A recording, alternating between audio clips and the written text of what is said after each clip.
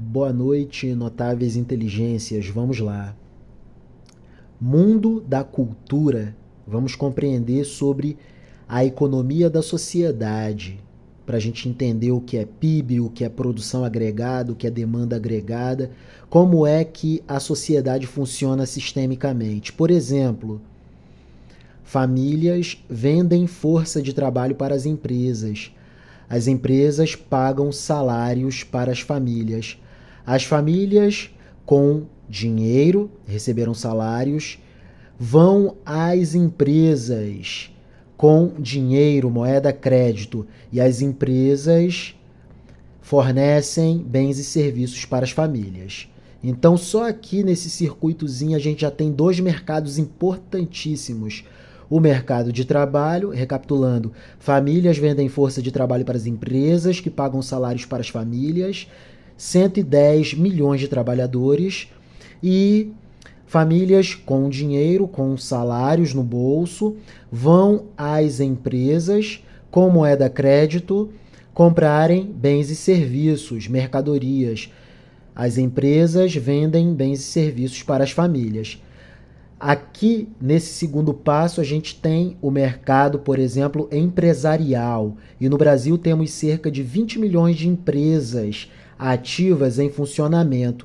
E detalhe, cerca de 80% delas, ou mais de 80%, são microempreendedores e pequenos negócios. Quer dizer, a maior parte esmagadora das empresas brasileiras são pequenas empresas que, por característica, são não rentáveis.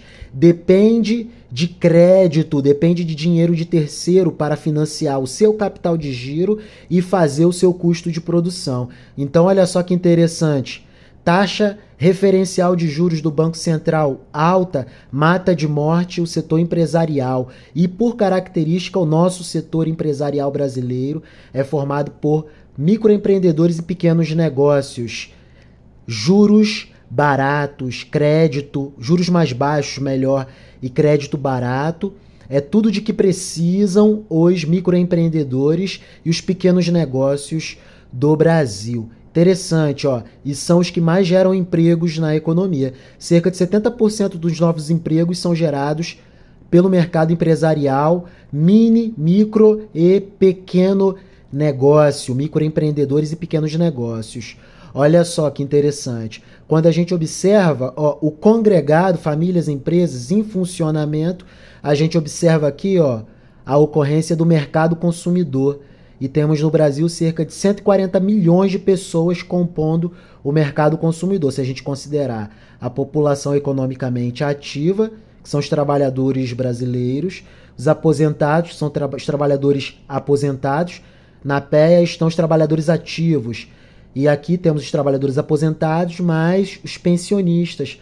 Olha que interessante. E quando a gente extrapola um pouco mais, a gente observa que as famílias poupam. E como poupam?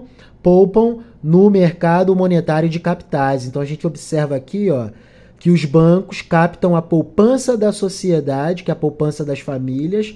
E no Brasil é interessante, que eles pagam muito baixo para captarem a poupança da sociedade, mas emprestam a juros caríssimos para as empresas.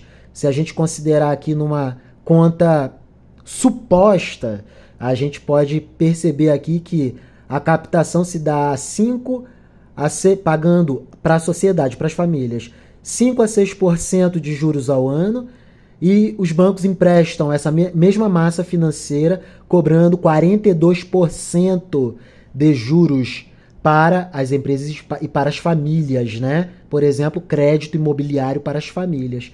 Então a gente vê que essa diferença entre entre taxa de captação, né, que para o banco é um custo, e a taxa do empréstimo para o setor produtivo e para as famílias, esse diferencial aí a gente vê aí que é o spread bancário dos bancos.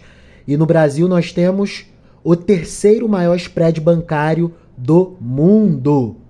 O Brasil tem o terceiro maior preço do custo do crédito do mundo. Não dá para o mercado produtivo, aqui para as empresas do setor produtivo funcionarem sadiamente com taxa de juros tão caras no Brasil. Ó, indústria, agronegócio, setor de serviços.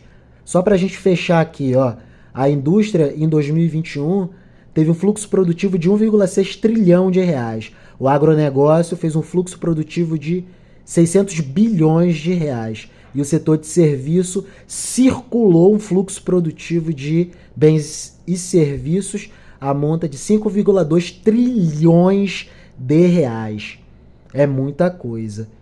Poderíamos ter uma economia muito mais pujante, mas taxa Selic do Banco Central é muito alta, portanto, as taxas bancárias para o mercado produtivo e para as famílias são caríssimas. Ah lá, spread bancário dos bancos, 37% podemos imaginar. Isso em ocorrência no Brasil. Conversa sadia, essa é a conversa política por excelência. Vamos tomar nota do que está acontecendo no Brasil. Vamos lá, é isso.